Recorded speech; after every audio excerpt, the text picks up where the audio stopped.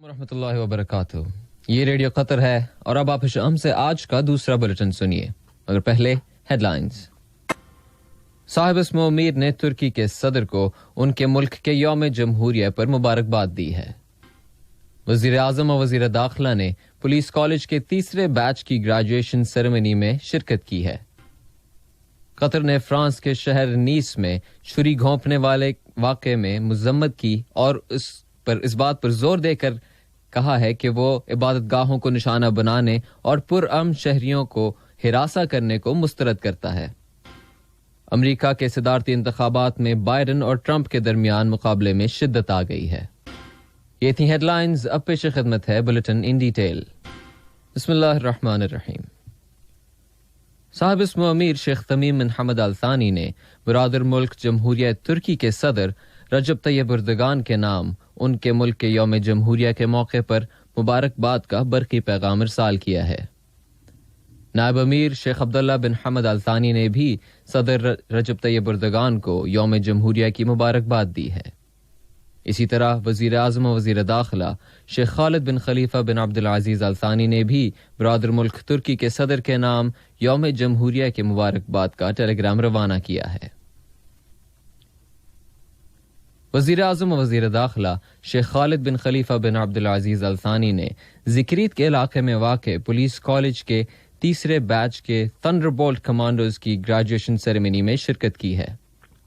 Ceremony کا آغاز لڑائی کے مختلف طریقوں کے مظاہرے سے کیا گیا.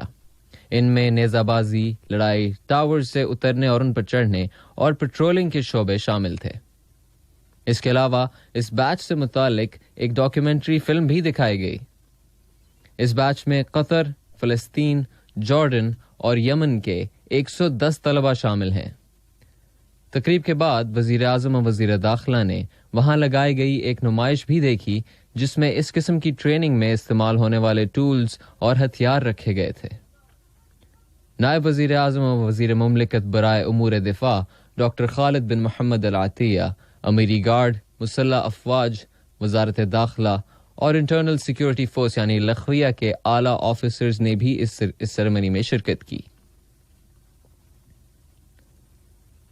قطر کی مسلح افواج کے chief of staff general pilot Ghanim bin Shaheen Al Ghanim کی موجودگی میں مسلح افواج نے آج فتح 2020 نامی تقریب کی تربیتی مشق مکمل کر لی. معاف کیجیے گا.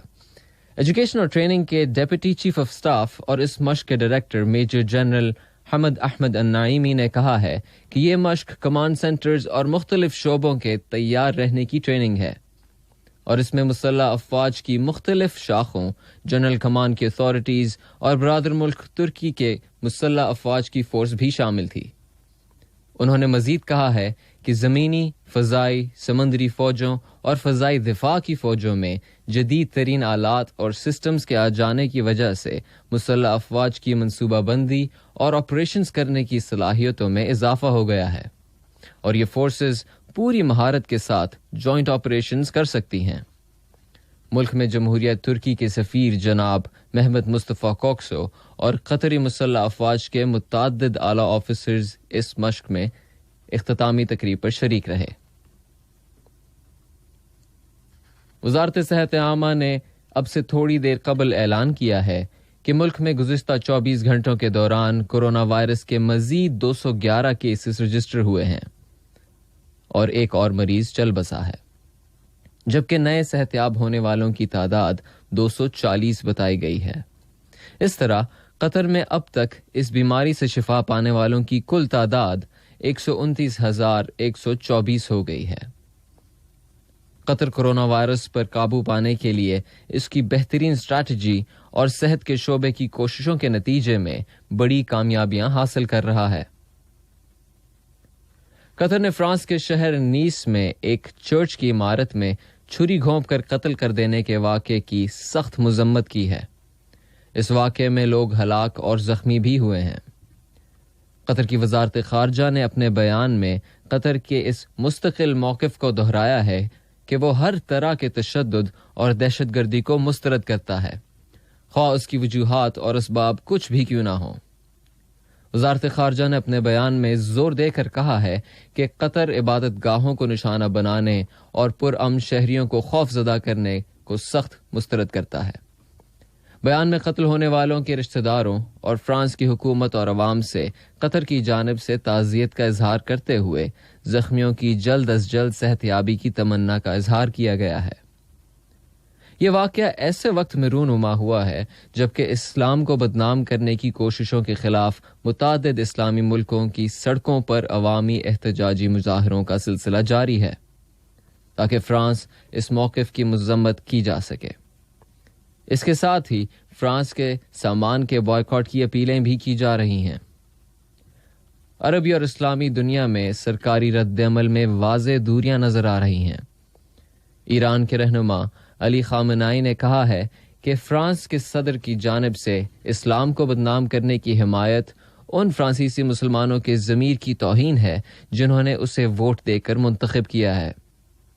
فرانس کے صدر ایمانوئل میکرون نے اسلام اور نبی کریم محمد مصطفیٰ صلی اللہ علیہ وسلم کو بدنام کیا ہے۔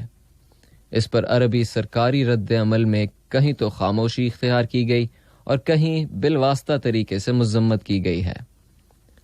البتہ اسلامی سطح پر دیا جانے والا رد عمل زیادہ واضح ہے۔ ترکی کے صدر رجب طیب اردگان نے اپنے فرانسیسی ہم منصب کو سخت تنقید کا نشانہ بناتے ہوئے کہا ہے کہ وہ اسلام سے خوف کے نتیجے میں ایک بحران کا شکار ہے۔ غصے کا یہ انداز عوامی سطح تک پھیل چکا ہے اور زیادہ طاقت کے ساتھ یہ کہا جا رہا ہے کہ فرینچ پروڈکٹس کا مکمل بائیکاٹ کر دیا جائے کہ یہ اسلام کے بارے میں فرانس اور اس کے صدر کے موقف کا جواب ہے۔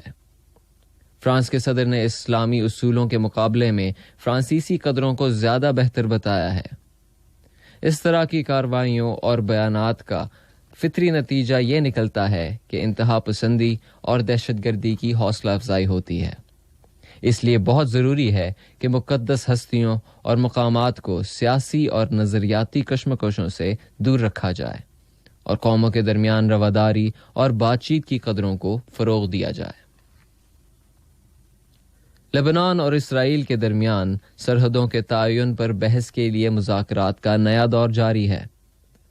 اقوام متحدہ ان مذاکرات کی سرپرستی کر رہی ہے اور یہ مذاکرات امریکہ کی ثالثی کے نتیجے میں ہو رہے ہیں، لیکن ان کے نتائج کیا اور کب تک منظر عام پر آئیں گے وقت ہی بتائے گا۔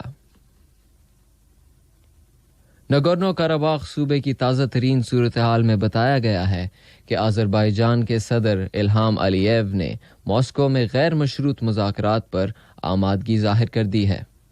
ادھر آرمینیا کے وزیر اعظم نیکول پاشینیان نے دونوں ملکوں کی جانب سے اپنے کئی موقف ترک کر دینے پر آمادگی کا اظہار کیا ہے اور کہا ہے کہ یہ دستبرداری بہت تکلیف دہ ہے۔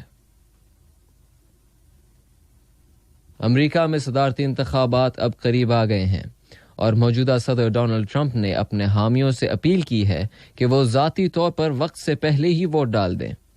ان کے حریف جو بائیڈن نے کورونا وائرس کے خاتمے سے متعلق صدر ٹرمپ کے بیان کا مذاق اڑایا ہے۔ اور بلیٹن کے اختتام سے پہلے ہیڈ لائنز ایک مرتبہ پھر۔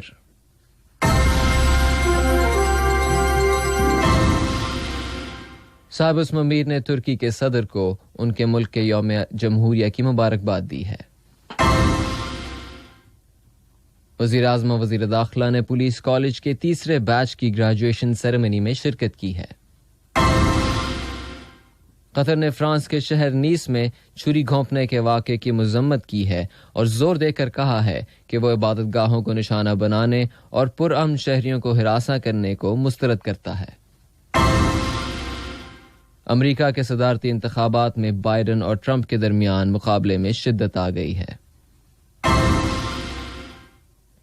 ریڈیو قطر سے آج کا دوسرا بلیٹن ختم ہوا۔ اگلا بلیٹن انشاءاللہ کل صبح 9 بجے پیش کیا جائے گا۔ ورحمۃ اللہ وبرکاتہ۔ یہ ریڈیو قطر ہے اور اب آپ ہم سے آج کا دوسرا بلیٹن سنیے، مگر پہلے ہیڈ لائنز۔ صاحب اسم امیر نے ترکی کے صدر کو ان کے ملک کے یوم جمہوریہ پر مبارکباد دی ہے۔ وزیر اعظم و وزیر داخلہ نے پولیس کالج کے تیسرے بیچ کی گریجویشن سیریمنی میں شرکت کی ہے۔